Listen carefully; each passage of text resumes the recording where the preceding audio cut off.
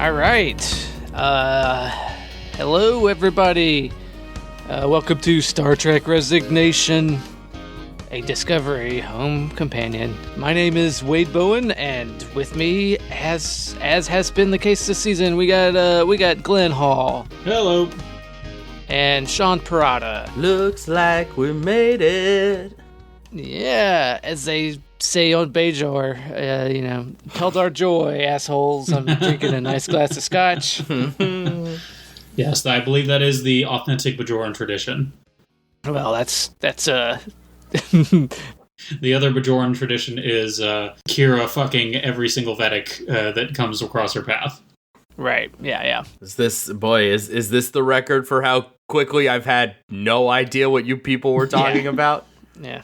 Well done. You at least know what a Bajoran is, even if you don't. I mean, I would if I cared, Glenn.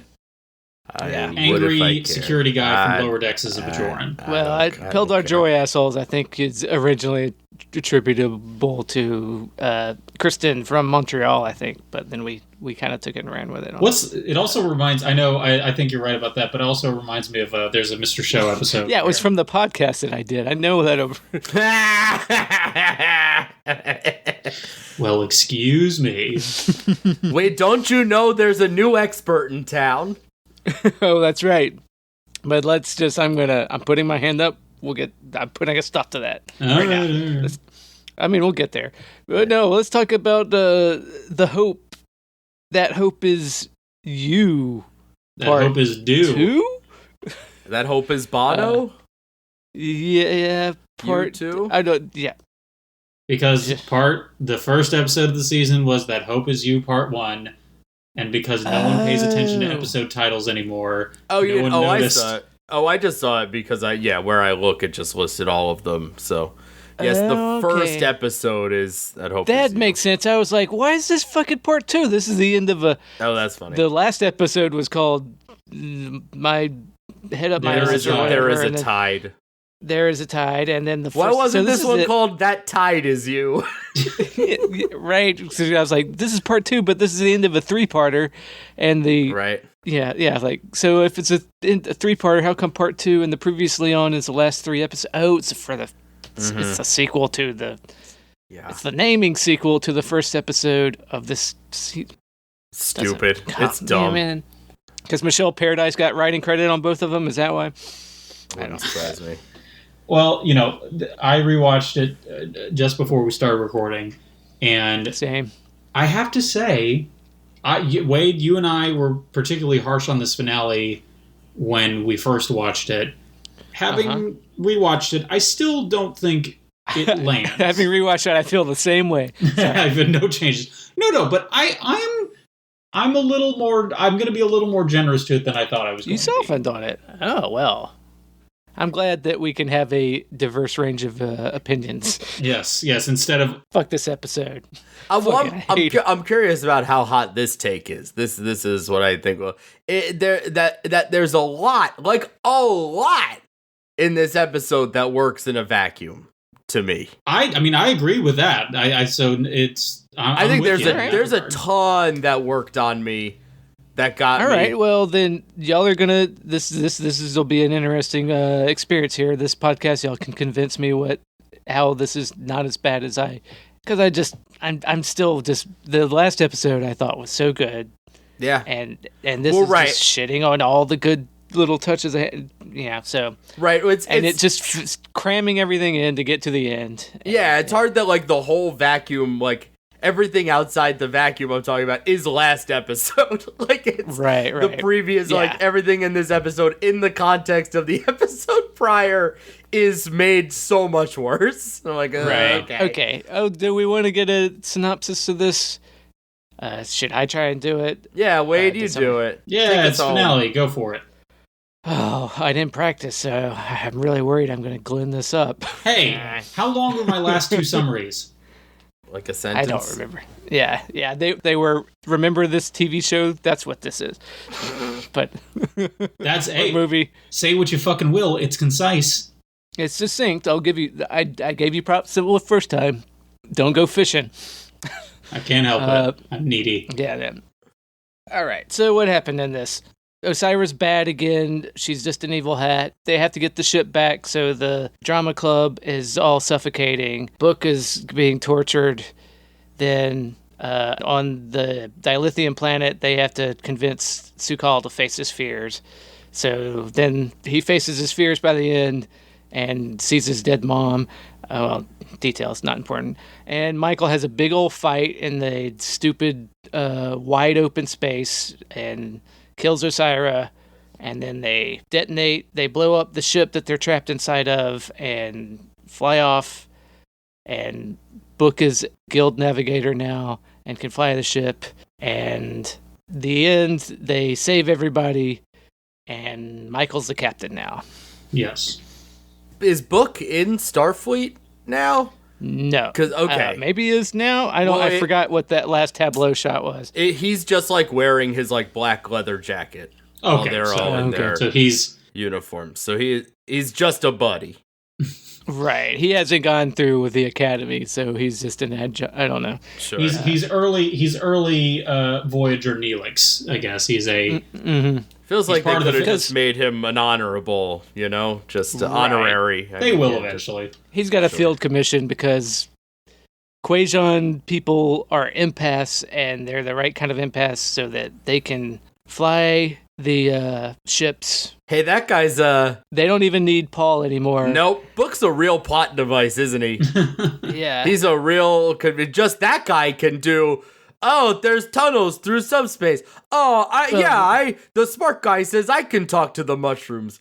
We can do the thing before because I have emerald chain tech that I can use. He can just do everything. And how much more effective would that have been if he had been a hyper advanced Borg with ultra advanced nanotech, where they could be like, he can mimic the tardigrade bullshit. No, but he's just a Star Trek alien without any shit on his face that glows sometimes and talks to Dr. Doolittle's with all the animals. Oh, he also makes a cryptic reference to his mentor, Cleveland Booker. Cleveland Booker, yes. Says, trust me, there's an interesting story behind this. I'm just not going to talk about it right now. Right, yes. All the mystery behind me is a lot lamer than you might have thought it was. Yep. Remember my planet that was just an autumnal forest? What a planet. Right? What an adventure. Yeah. Uh-huh. Speaking of mysteries, there was a trivial mystery that was solved at the beginning of this episode. Not totally, but... Was the mystery what caused the burn? Well, because they still said that 87 times in this episode. Sorry. Let's get into the nitty-gritties of this. We'll go through. What was solved, Glenn? Yeah. I think this is the first part of the episode. They identified the flying alien things that we thought might be the orchids from Picard. They were not. Yeah, I was about to say, from their description, they did not appear to be the same thing, which supports your theory, Wade, that they are just reusing assets, because those things look fucking identical. Did you, I didn't check my work, so I'm sure the nerds on the internet can correct me. They pointed out that it was the Gormagander, the most close to extinction thing in the universe or whatever. That's been on the Federation's endangered species list the longest. Yes, a Gormagander, I believe. The world serpent? I believe. Yeah. Is it also a space whale? Possibly the same kind of space whale that was in that Harry Mudd episode from season 1, where they time loop over and over again. I don't remember the space whale. I do remember the time loop, but all I'll say is I saw... I guess there's a way to find this out. I saw a clip from Picard. Gormagander, it's from that Harry Mudd episode, so it's a callback to season 1. Oh, I see. Well, someone reused that fucking asset, because I saw a clip from Picard. Yeah, they used it in season 1. Oh, no. Actually, it looks different. I'm looking at a picture on... Did they also use that asset in Picard? If it's not the same, it is lazily similar. Uh-huh. They both have the floral body and then tentacles dragging behind them. Yeah. Which, granted, that, an argument could be made that, there are specific differences. Guys, a lot happens in this episode. Yeah, that's true. We need to get to it. I'm sorry, I didn't mean to dwell on that. There's pictures of it. It's the that's same okay. thing. No, we should talk about the nerd stuff. That's what the nerds want. We don't have to do 10 minutes on it. Right. Look, it just pisses me off whenever I see this in video games where they clearly got lazy and didn't want to make another asset. I'm not saying you have to make everything unique, but goddammit, at least try. Yeah, Glenn, CBS Star Trek sucks. What do you want? Right. It's bad. It's an asset they at least initially used for the Gormengander, so fuck it. Let's get off this. From that, I'm looking on Memory Alpha. Yeah, so it checks out. The good folks at Memory Alpha who are helping me with my performance review project. Oh, I'm sure that they'd love that. Yes. They're all like, don't spook the baby because Sukal will destroy. Sukal will burn. But yeah, and then Adira shows up, and then she has space drugs for everybody so that they won't die. Which begs the question: Why didn't you just bring more space drugs at the beginning? It was so weird. Yep. It's like, no, we can only bring. I mean, I think they said that the Hollows like somehow took away some of their supplies. Or did it? I don't know. It's still dumb. Like, right? Didn't she hid them in her mouth or something? Yeah, she hid them in her mouth. Yeah. I think because they didn't have access to their we thought badges. The Hollow took away their badges and stuff. So obviously it can alter. She went to the planet saying, "Oh, I have to bring more drugs because they don't have enough." That was she did that when she left book and everything. It's just okay. They're all stupid. It's dumb. And then Gray is a Romulan down there, whatever. Oh, I thought she was a Vulcan. No, he. Maybe a Vulcan. It doesn't. He. Did I say? Oh, no, whatever. That's okay. And please, gender-neutral pronouns for Adira. Come on, guys. You're better than me. No. But Gray is male. I'm talking. I know you used she for Adira before. I'm sorry. I'm gender-neutral. Yeah, I do. Come on now. You're fine. You're right. And then just going back to last episode. Because then Anthony Rapp is like, "Oh, my child is here," and so now that we didn't talk about Paul Stamets saying I have a child, and he never asked Adira, "Do you want to be my child?" He just said, "I have a child." They're skipping a lot of that again. Like instead of them introducing that 3 episodes ago, they should have introduced the idea of it at the beginning of the season and have that be an arc where you watch them sort of like go through the trials and tribulations, and then ultimately, like Adira says, like I would like for you to, act as my parental figure. Do you want to be? Do you mind if I say I'm your father? Right. You know what? Oh, I would love. Yeah. Aside from the fact that they are a Trill who has 7 different dead people, old people living inside of them, they are a 17-year-old child that needs a parent. Okay, I mean, fine. Adira has like a complicated, like personal backstory, and it seems like Anthony Rent. They were on their own for a while, but now, it seems like they are just like, oh, good, like we can save you and parent you because we've always, and it's just like, well, yeah, it doesn't seem like Adira ever like agreed to, and Adira seems into it. Seems on board, but that should be a conversation. It feels like they're doing it more for. I know, hey Paul and Culver, I know you need this. Yep. So fine, you can be my dad. It's fine. Absolutely. Well, so besides that, Gray's. I mean, which this is a potentially big matzo ball. The hollow technology of whatever, I forget what the star date or even century is. The plot magic says you can show up and people can see you. I liked it. I hate it. It's an interesting development for me.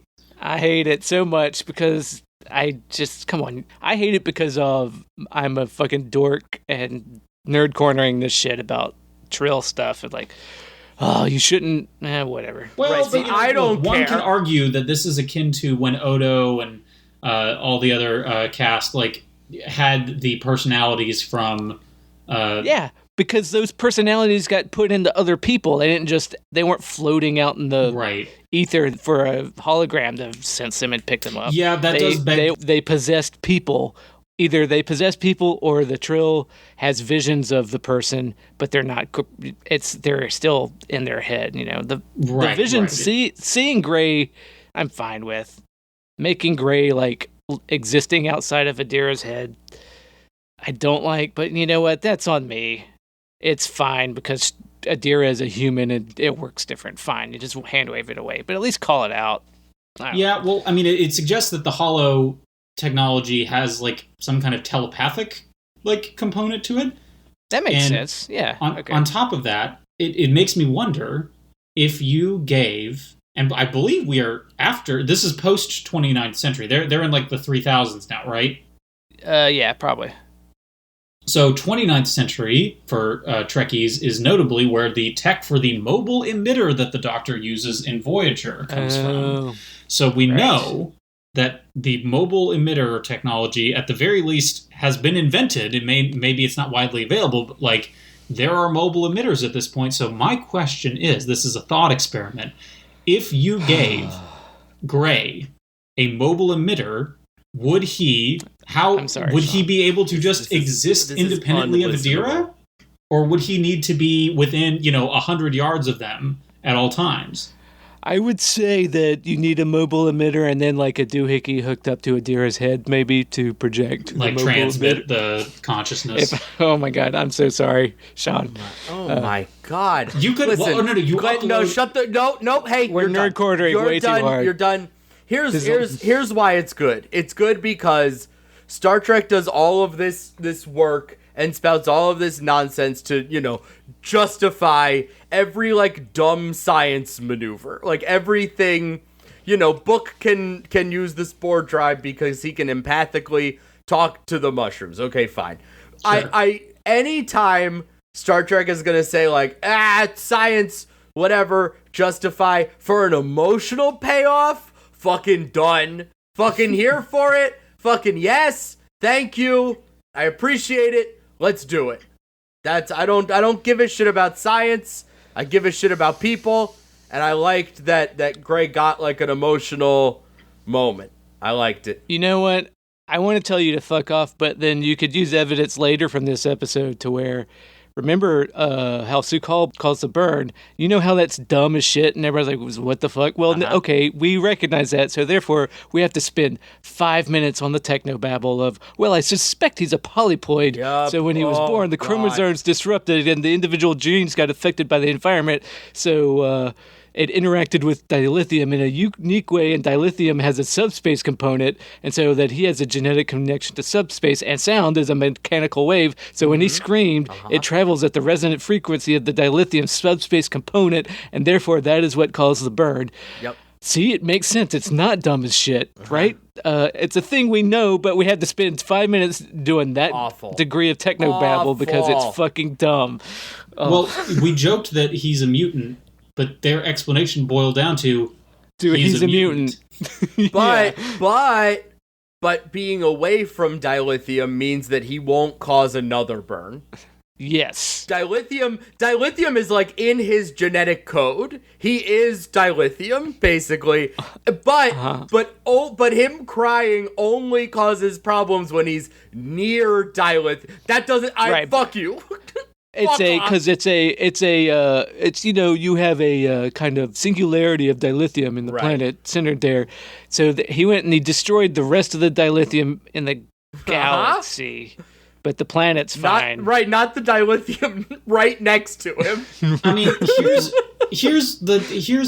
this is, I know, fixing it territory, but like, they should have just said the ship crashing into the planet, this planet of dilithium, the planet's made of dilithium, whatever.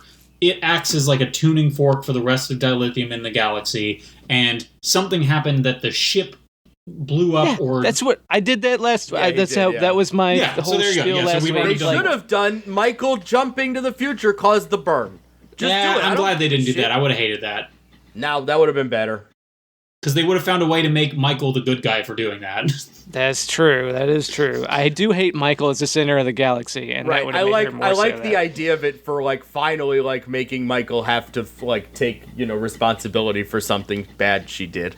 Yeah, it would have given the character something more than you're the best, Michael. If like, hey, you mean well, but you fucked up, and you are worse than 100 space Hitlers. Yeah, like, this is what I think this is laid particularly bare in this episode, where let's fast forward to when Osira is breaking out of the Federation headquarters through the shield and right, because we have to take out the secondary field emitter because we're Star Warsing this shit up because it's the end of the season and that's what we have to do. It's a shield generator disguised. Sorry, Paramount Plus. They got the fucking ship on the dilithium planet was basically an Imperial shuttle with an extra wing pack. That was not a clever design. Nope. The fucking the .23 droids are going to the corridors and doing Star Wars droids where they have to unlock doors. Fuck those things. Fuck them. Those were my least favorite part of the episode, which is unjustifiable, but I hated them. Sean, did you also notice that when they were having like the shootout in the hallway and everyone has two phasers in each hand, or a phaser in each hand?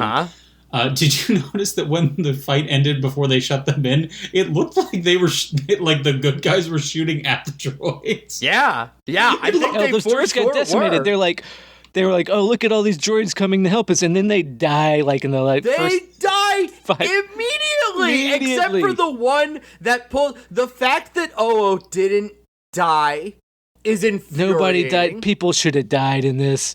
They should have all died, and Oo should have lived, or else Oo dies and they all lived. There was even an extra woman on the landing party. Who was that girl with the bridge crew who kept saying things? Yeah, the one I didn't recognize. The brunette, pale chick. Yeah. I had the same realization. Like, who the fuck is that? She has... I swear to God, she has never spoken on this show before. I have no idea who that was. The fact that she survived... One of the few things I know about old Trek is the extra man, is the red shirt, is this, there's always someone to die.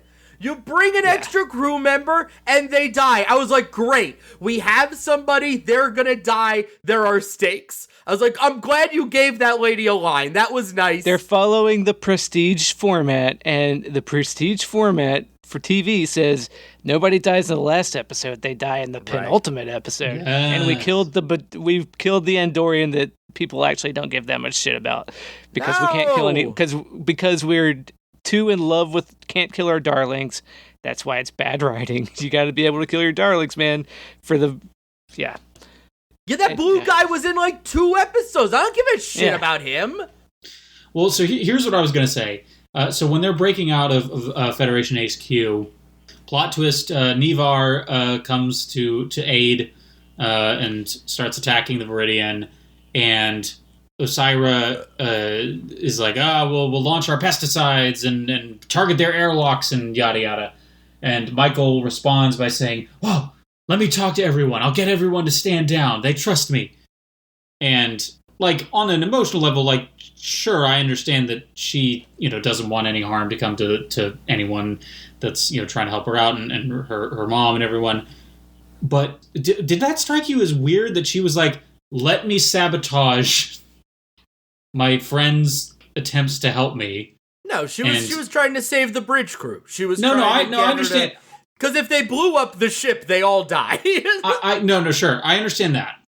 But when she was like, "We'll save them later," she talks to Vance and she does like, "Stand down, trust me."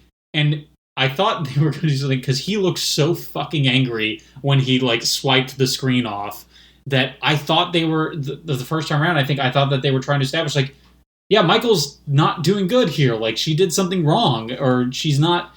Right. No, you're watching the wrong show then, bud. Right. You're watching this because by the end of this episode, Vance is like, I don't trust her methods. Which, what are her methods other than like going off half-cocked and fucking up every now? I don't know. She doesn't have a method. She just stumbles into being the hero, and that's that's what I'm saying is like, is frustrating is that the show's premise is that Michael is always right. And having watched the main TNG shows, I think something they do very well is establish that the captains or the leads are, they are very fallible. Like they often screw up, some more than others. And like Janeway's got a lot to answer for. Right. Even Vance in this is like, and it wasn't a bad scene actually, where Vance is like, "Paul, I'm sorry. I know that I know how much I get what this means to you, but she made the right call, and that was a good scene. But it was also, that's the case where she did make the right call. Exactly. Yeah. And it's nice that that people back her up on it. But Wade made a good point last week that like if the roles had been reversed, Michael would have like done the opposite and somehow still be the hero. Like I just because it would have been because it it's a little unorthodox and emotional, but we'll let it ride because you're the best, Michael. Right. I mean, anyway, I have Michael mess up, please. Yeah. Like I think she'd be a better character for it. Yeah. Right. I know that. Yeah. Well, maybe now she will. Now that she's El Capitan. Yeah. Right. Yeah. And and then they want to put a neural lock on Book to make him tell him how to get to the dilithium planet. Right. And it fucks him up because he's an empath. It fucks up because he's an empath. It'll hurt more. It's like, okay, fine. I didn't get that it hurt, but I guess they were making it hurt. Right? Because isn't that... No, like the guy says, like his empathic nature will make it excruciating. Okay. Because it's like, all right. And then it's one of those things where it's like, do you know what the word empath means? Yeah, right? I mean, he feels things more, so, therefore it'll hurt more. I guess that's... All right. And Orion hearts are more complicated than human. This is where... This scene pissed me off, too, because this is like, we have her conscience is, the chair guy. And this is like, oh, yeah, by the way, I'm a monster. I always was a monster, and I actually never had any nuance to my character. And now you know the real me. They stripped everything from her. Just completely. She had, 3/4 of an episode in which she probably appeared in half of the episode to be like to flip the script on what we thought was happening, to be complex, to be interesting. And then, look, I saved you as a child, and I actually cared about you, but nope, here's where I tell you I never cared about you. It was only about what you could do for me, and that's, so that all happens. It is still a little weird that when they blow up the Viridian, he seems totally fine with it. It's weird that they blow up the Viridian. Like, it is weird. Yeah, it's did they blow up that guy with him, or was he on the? No, he was on the ship. He's on the bridge with them, and he has no problem with them blowing up the ship. Which, at the very least, he must have like acquaintances on that ship. No, he knows we're done with Shades of Grey now. He knew that they were bad guys, so he's okay with them all dying. Well, that's right. Like that's my issue. Like, if he is with Orissa, then it stands to reason like that there's others, man. Who else has she like wrangled that's just like a good, smart, useful person who will join the Federation at the drop of a hat, and they're like, no, let's blow everybody up. Also, and then at the end, they're like, oh, well, the Trill have rejoined the Federation, but the Emerald Chain just fell apart without Osira. Yeah. They're not, and it's only... It's like they should now they don't have Osira to be the figurehead. Now they can join the Federation. Her plan can work and all. Right. But they know that they have to keep the Emerald Chain to the side so that they have a rogues gallery for next season. And it's like, that's Emerald Chain holdouts are attacking the Perpetrator. Right, exactly. So it was like, fuck that. No, it should be a thing where they come together at the end. Yeah, sure should. Give me more fucking Star Trek, man. But, exactly, because it's, one, that ship was fucking huge, so, it's, it's the clerk's conversation about the Death Star. It's like, there's a ton of people on that ship. Right. Yeah. At the very least... Maybe not like some good people, like if you want to be really strict about it, but at the very least, people who were not involved in the fight at all, who were just like there to like keep the engines running. Or Burnham just willingly kills thousands of people, like just like chair guy should have been like my partner and my child. Yeah, that shit. Right. Like, I have to rip out my earrings now that are in my neck or whatever. Like it all, and I mean, the explosion looked pretty good. You could tell, like, that was their money shot, Sure. Yeah, I liked the muffled explosion because they're in space and you can't really... Like, that's nice. It was cool. It was a great effect. Yeah, no, good VFX. Don't do it. They shouldn't have had that effect. It was a good effect that never should have happened. It's insane to blow up that ship. Chair guy is just like, I know that ship is just full of BDSM Daft Punks. Michael... Michael had a big long space fight, and all the fucking the thing I hate most about Kelvin Trek and all this shit, that the ship is just wasted empty space with a bunch of things floating around in them, and then the bridge and the sets that we have. Oh, that whole fight scene where at the beginning, remember she got stabbed in the leg last episode and was limping around? She limps around once or twice, and then she does Osira a fucking hit her in that wound at one point. Yeah, after Michael jumps over the counter and kicks her with his bum leg. Yep. Then gets stuck in the CGI particulate matter that every sloppy, dumb sci-fi movie that wants a CGI monster at the end. The Star Trek Beyond did it they always do CGI dirt particulate right, stuff. like That's swarms. like the cheapest thing. Yeah, just because they think it looks cool. It's one of my bugaboos when I see it in movies, because it's like they fall back on it all the time. It's the equivalent of the womp. The womp from all the trailers. The Inception womp. Something large. Yeah, that was like an audio trope for a while. An audio trope, and it's a CGI FX trope that in sci-fi movies that there's always like that. You know what movie used that best? Pacific Rim. Yeah, I agree. It was good. I don't. Yeah. Pacific Rim's a perfect movie. Shut up, I'll fight you. That's true. I liked parts of that fight. I liked that fight sometimes had like the sort of like end of a Bruce Willis action movie where like they seemed tired and seemed like they were just sort of like throwing their bodies at each other, just like trying to. And then at times it was very choreographed and dancey, and I was like, no, like you had it, like right. These two have been through a lot of shit today. Like just let them like sort of like punch each other and fall over, like just. And the moments it was doing that, I liked it. I thought there was some of that worked well in the fight. Where Book is fighting the James Spader guy, and is like, "I'm going to kill your cat," and he's like, "No!" and throws him out and says, "She is a queen." That was funny. That was the one like cat-based joke I've liked. I thought it was dumb, but I was like, are they going to bring back her being a queen and not a cat later? Maybe they're holding that in their pocket. Yeah, maybe, but yeah.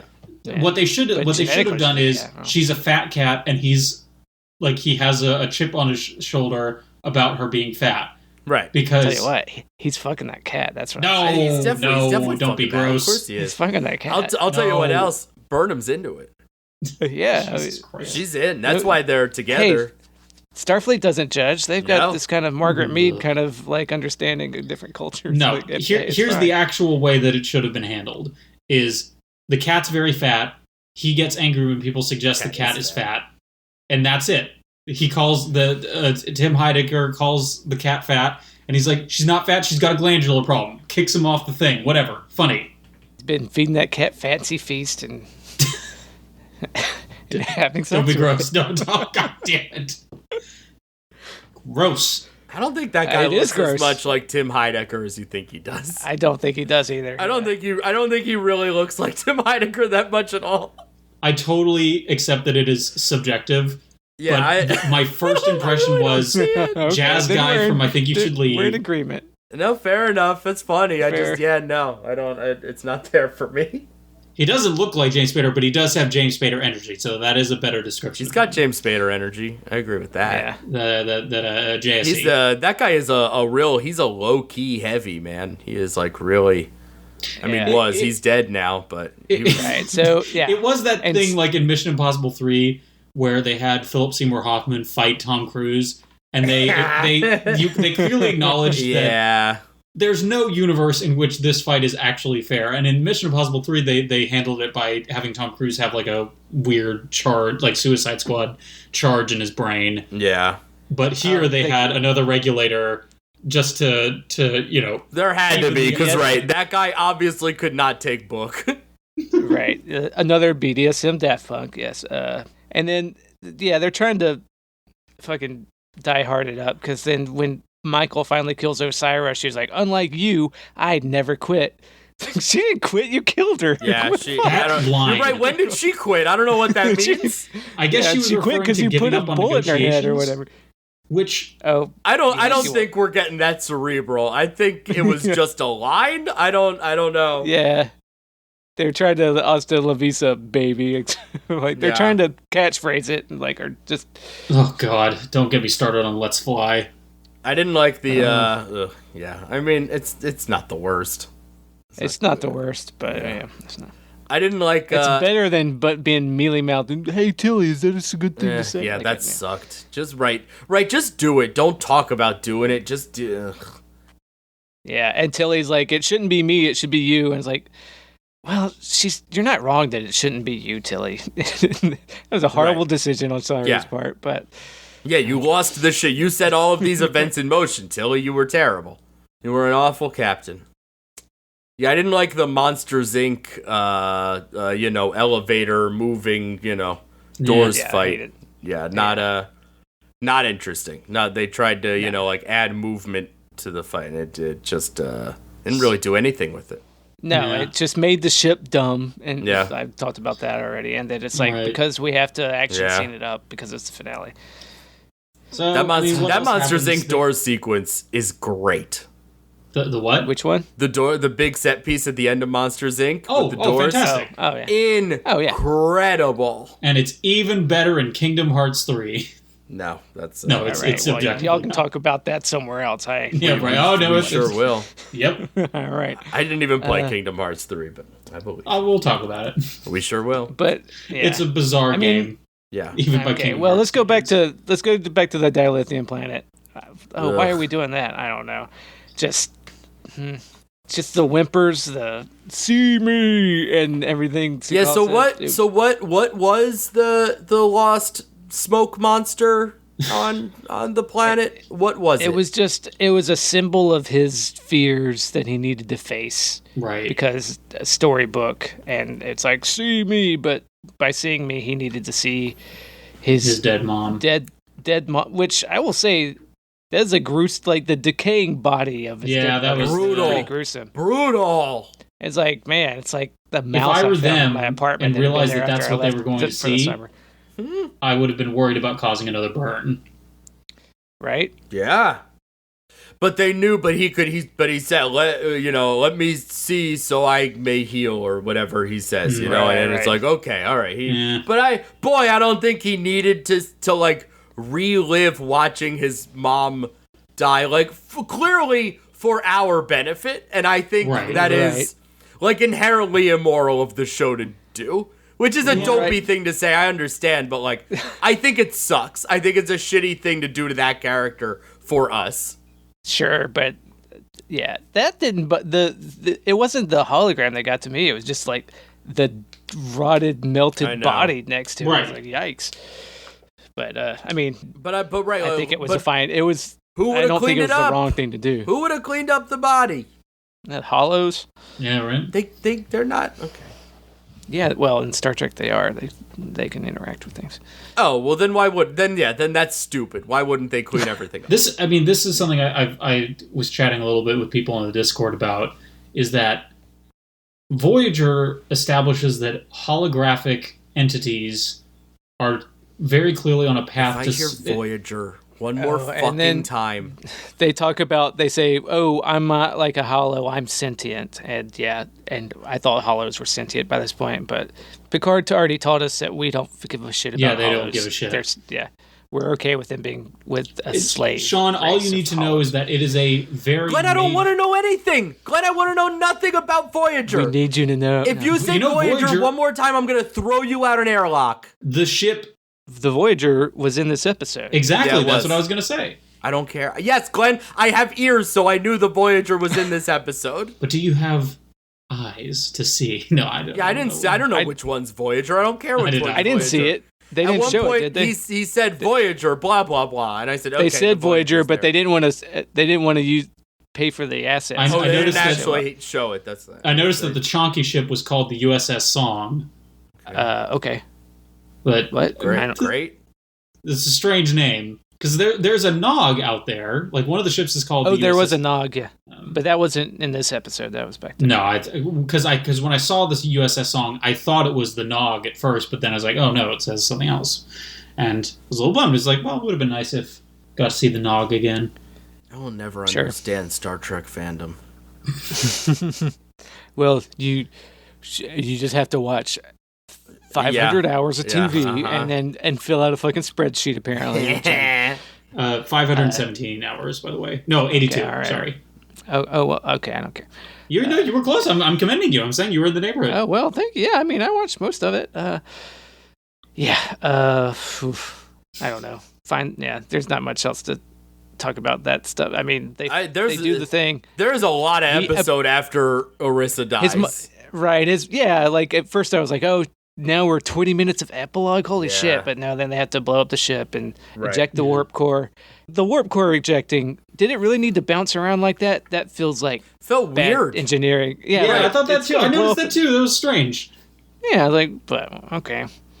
Yeah, there's a reason. There's a process to eject the warp core, but like, why is it bouncing around? That's bad engineering. It's going to blow up before it's out. If anything, that's risky. It gives more chance that the warp core will rupture on the way out. Don't they have magnetic locks to keep it from doing that, like they have for the fucking nacelles that they can just detonate a bomb and the nacelles are just held there by magnets? That feels like fucking magnets, man. That nerd cornering again, but like, yeah, exactly. It just feels like rather easy to, like, if it's just a magnetic. Comically, you shoot my old apartment to get outside without getting the alarm to go off. You just put a magnet in between the slat on the door and the alarm, and then you can go on the roof without the alarm going off. And more so, like, just if you are not actively asphyxiating, it is comically easy to sabotage the ship. Right. Yeah. But Owo can breathe. She doesn't need to breathe as much because she was in a cult that used to die for conchs or something. Because we set up way back in season 2 that she's from a Luddite culture. Oh, right. I forgot about that. Mm-hmm. So she's like, oh, I used to die. Like, okay, so you can hold your breath for a long time. But then she's not holding her breath, and she's just like, I'm fine, guys. Whatever, it's nerd cornering again. Yeah. It did seem like she was just hanging out and fine, though. Yeah, I'm fucking mad that she didn't die. It's fucking bullshit. Yeah, somebody needed to die in this episode. Even the sphere data didn't die. Right? Yeah, because then Tig doesn't get any lines. She gets featured. She just gets to be an extra and smile while she's putting the droid back together. Right, fixing the sphere data. Because at first I was like, oh, is the sphere data? I thought like this was just a way to cut off a loose end. Okay, the sphere data is done. We don't have to talk about it anymore. Well, it also would have been stupid if the sphere data, if that's all it took to get rid of the sphere data, because I agreed. They established that like you literally cannot get rid of it. Except that Osira was like, get rid of it, and it just went into a robot. Like they said before, it's impossible to like this. I'm pretty sure they said there's no way to extricate it from the systems. And then she's like, no. I think they said that they couldn't even like destroy the ship to get rid of it. Like I think they established that it like it always found a way to persist.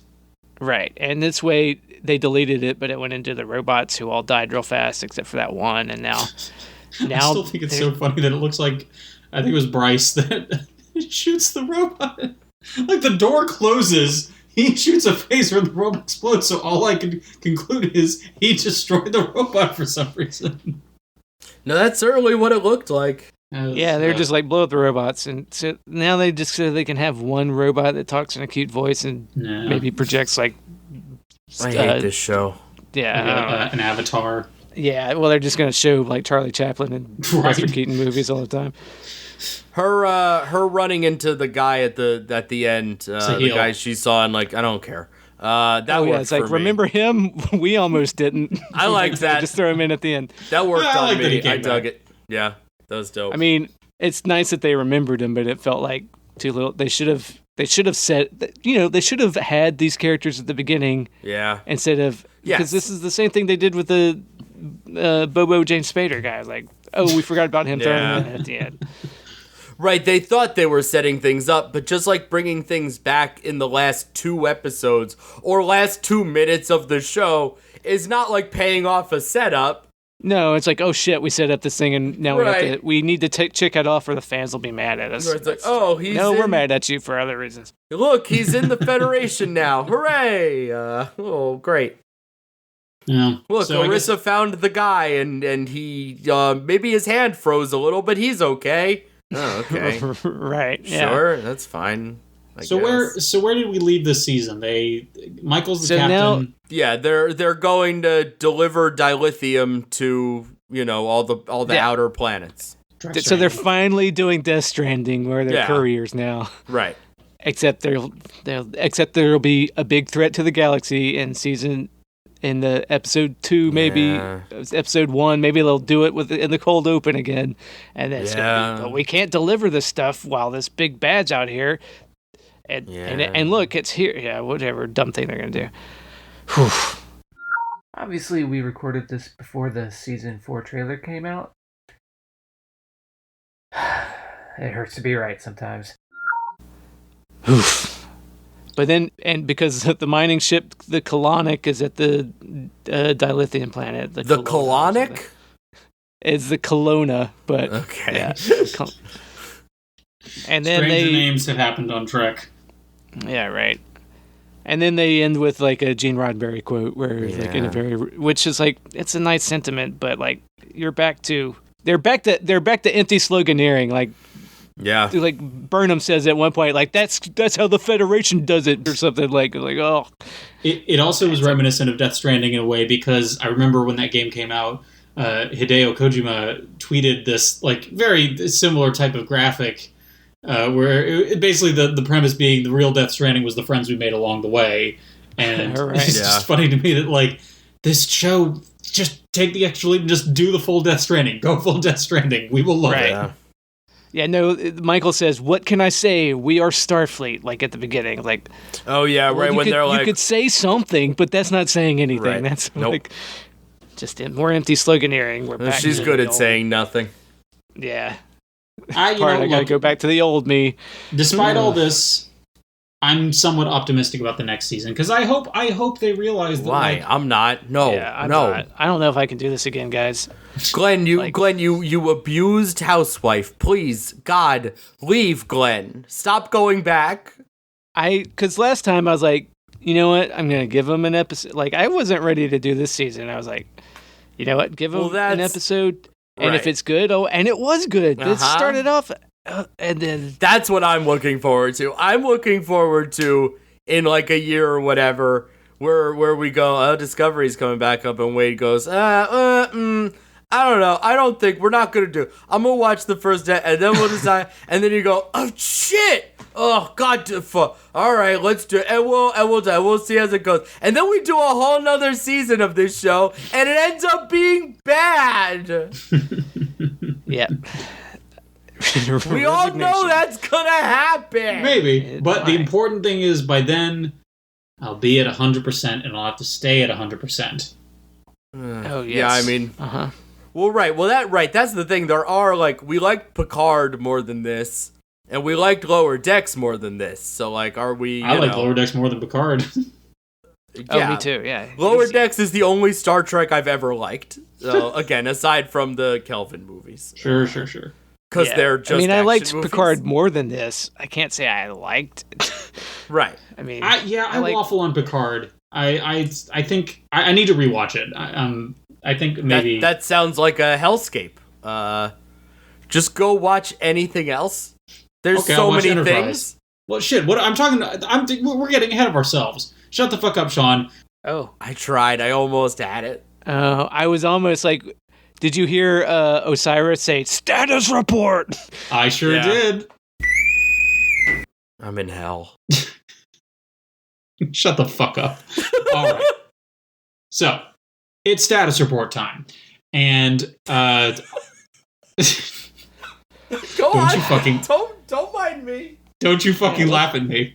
Don't mind me. Don't you fucking laugh at me in your gamer chair. Yeah, gamer chairs have great lumbar support. It does actually look very comfortable. Yeah, it's super comfy. I have a lower back pillow attached. And I like the color scheme too. That's good. But so status report. I have. I'm just laughing at you. Oh, never mind. Boy, So I finished Voyager the other day. I really enjoyed Voyager. I think Voyager is a very solid Star Trek entry. I think Janeway is potentially the most interesting captain. I think she makes a lot of choices throughout Voyager that, yeah, Janeway overcomes a lot of adversity, but it's because it's like, well, whatever, fine. Oh, fuck me, man. What am I doing? Go ahead. Well, no, I mean it's an interesting question because I think Cisco and Janeway are the ones that I genuinely don't know who would come out on top if you pitted them against each other. Like, it's because both of them are, I think, in many ways defined by like being willing to bend or break the rules to do the right thing in their view. But the writers will always make Janeway do she wins by the power of plot. Yeah, well, yeah, arguably, but I think I would love. I know she's going to be in that Nickelodeon show. I would be genuinely interested in like a Janeway follow up in like what. I mean, Mulgrew does a great job, and she's fantastic. She's the writing really good. For her is just more inconsistent. I think like she's a fucking Victorian nanny at one point. Right. Yes, her Pride and Prejudice hollow fantasy. Yeesh.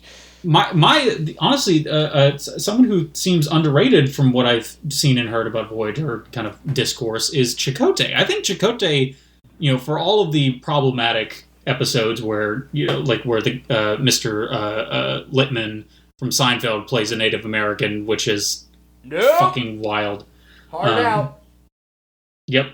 But Chakotay as a character, I think, is really interesting. There's like a solidity to him that I think is kind of unique in like the TNG era. I don't know. I really enjoyed Robert Beltran's performance, and I think they again another character I'd love to see a follow up about. I'd love to see like what Chakotay like gets up to after Voyager. Anyway, this isn't the fan. Doesn't he get up to 7 and 9? They like they get together by the end of the series, but I mean, if Picard's any indication, that does not last. Right, so he's dead somewhere, I guess, because he did not have a good experience. He talks a lot of shit about the. You mean Robert Beltran? I thought you were talking about Chakotay the character. I see. And that's the other thing I've heard is that like just the Voyager set was like really toxic and which once I had heard that, it's like, I can kind of tell that there's. Yeah, maybe they'll talk about that and they're making a fucking documentary about it. Yeah. But anyway, so I enjoyed Voyager for, warts and all. And so now I'm on to Enterprise and Wade. Uh-huh. What in the Emmy-nominated fuck is that theme song? It's Rod Stewart. I was about to say, are you aware, Sean? Oh, I know the. Are you aware that the theme song for Star Trek Enterprise is this meatloaf ass like power ballad that's like, I can reach any star. I got faith of the heart. Yeah, Faith of the Heart. That's the name of the song. It's a Rod Stewart song. Is that actually a Rod? But it's not Rod Stewart singing. Rod Stewart performed. It was written by Diane Warren and performed by Rod Stewart for the soundtrack to the 1998 film Patch Adams. Oh my god! Are you? What? Yeah, I mean, all right. Now I'm gonna watch it. I mean, watch the theme intro, the intro at least, because it's like the theme is like the montage of like the evolution of the Enterprise throughout history. So it's like the HMS. They couldn't afford the Rod Stewart version for the show, right? So they had someone else. Yeah. That makes sense. But I remember I'm watching the pilot, and it goes into this theme song. I'm like, what the fuck is this? Oh, you didn't know about the same things? Yeah, it's everybody. It's a joke. Everybody laughs at it because it is a bizarre tonal shift for like it's it reminds me of when you watch The West Wing and like when you have the episodes that are either two-parters or end on like a really sad note and it goes into that really like cheerful like end credits theme. I've never watched I have watched. I'm not up on West Wing. Trust me that there is when an episode ends with like a character dying or getting shot or something, it goes into this like very cheerful, like almost like Disney-esque music. It's like and they do it every single episode without exception. And the tonal shift reminded me. It reminded me of that kind of tonal shift. As for the show itself, I've seen about 5 episodes of Enterprise now. It's very interesting seeing the whole thing is just a prequel to all of Star Trek. And with the kind of toxic bro-ness that Yes. Rick Berman, really. Like, yeah. Rick Berman apparently wanted like a boy band to be like also always playing on. Oh right, they were talking about that on like shows. Jordan Jesse Go or something. That sounded what the fuck? Yeah, Berman was bad. Now that we're in the Me Too era, we don't have to like he may have saved season 3 or whatever of TNG, but like because like fuck that guy for a lot of reasons. I'll take your word for it. Enterprise, it's also the most aggressively horny Star Trek pilot I've ever seen. Because that's probably Berman too. Yeah. Yeah, because the scene Star Trek's horny too. So no, I'm not saying Star Trek's not horny, but even by Star Trek standards, this was particularly horny because there's the scene in the pilot where T'Pol and T'Pel is Tuvok's wife. Oh, the shower gel. Yeah. Yes. Disinfecting. Yes. Yes. Yeah. What's the southern space racist? What's his name? Trip. Thank you. I'll learn the character names eventually. But yeah, they gel each other up. She got a raw deal, like that actor. She's not that bad, but she's like just used for. It seems like in the first couple of episodes, it seems like she is just. There's a very clear reason why she's on the show, and I would not blame her for being pissed about it. Yeah. Whatever. I'm interested to see the kind of the plot developments from There's that. interesting things about Enterprise. Like, don't get me wrong, but there's just some big whiffs, like making it all a bunch of like the bro-ness of it. Like, come on, Star Trek's about diversity, but it's always like white. Yeah. That energy is very, very clear from the get-go, for sure. Yeah. Like, T'Pol is supposed to be this like shrill, like vixen. Yeah. I'm hoping it gets better as it goes along. But the good news is, it is by far the shortest TNG era Trek show. So I will, if I watch at the rate I was watching Voyager towards the end, I will probably be done by, I'll say 2 weeks. 2 weeks to give myself a little buffer. Take your time, because, we'll see. The Discovery. Yeah. Well, again, it's like with Deep Space Nine and Voyager. It's like I got to a point where like I genuinely wanted to watch a lot of it. Yeah, you get into a rhythm. I get it. Yeah. Exactly. So, but then that means that this is the last show. That means I'll be totally up to date on all my Trek stuff. Well, thank God. And, I know that people, I won't say who, on the Discord have suggested a status report special. And we're in contract negotiations. My lawyer won't allow me to say anything about the status of that report. You won't report the status of the status report special. Yes. For special reasons. Yeah. As soon as my lawyer gives me the go ahead, I'll give somebody an update about whether that'll happen. Wade, still no. Sorry, man. No. We can't do it. Well, my lawyer. I mean, we're I'm not getting quick for that. Okay. Well, I'll keep lobbying for it because could be fun. I got opinions on this shit. Yeah, I mean, I wish I could say one or the other, but again, Like whatever. My hands are tied. I'm ending status report. A lot of rights issues. And that's the end of status report. Thanks, Glenn. Appreciate it. Okay, yeah. Good update. I heard, yeah. So I guess that's the end of. You heard the bosun whistle in this episode, by the way, of Discovery. Maybe you did. I did, and I believe you did. You just didn't realize it because it's like overlaid by a bunch of other shit. You heard it, Sean. We're gaslighting you. Sure, that's fine. I don't care. This whole podcast could be called Gaslight Sean. I don't even believe I watched Star Trek. All right, tell us about your bullshit podcast. You're more interesting in plugging my bullshit podcast than I am. A great Go sign. listen to Folsom Prison Tunes. It's good. I don't care. Yeah. Once this comes out, Sean and I will start recording the one shots in earnest.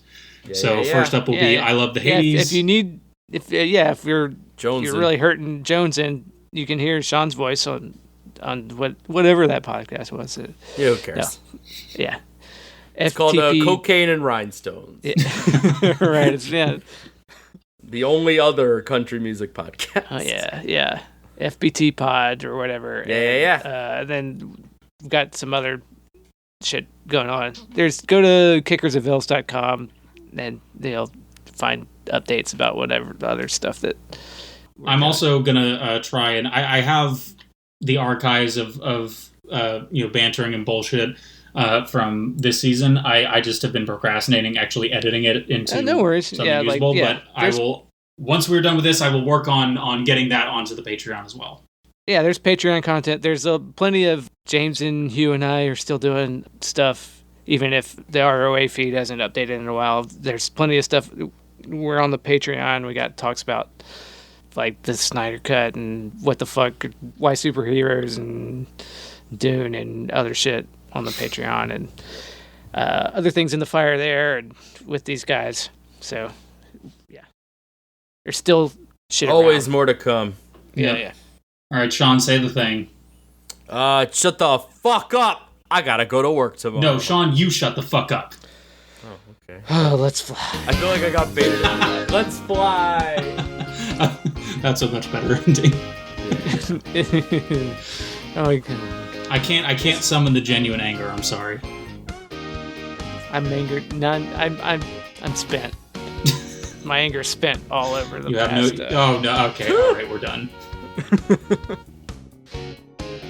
It will spread my righteous anger. I don't know what you're talking about. Anything weird you're making yourself. Yeah. Yeah, Glenn, I'll spread my anger seeds. I'm just saying I don't have the stamina to be angry anymore. It's all. Yeah, I'm just saying when I was a young man, I was much angrier. And now I've spent all of my anger and I only have time for like 4-minute bursts once a week. Of anger, Glenn. I used to be able to get that anger back, and I don't know what. I used to have 2 angers in a night. Yeah. And now it's just a lot longer. My wife misses my anger. Yeah. Check back next week. I might be angry again. I don't know if I'm in the mood. Sometimes I want to be angry, but I have a headache.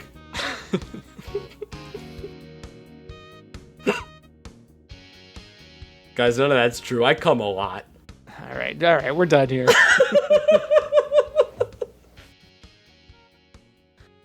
See you next year. Yeah. You said the quiet part loud, Sean.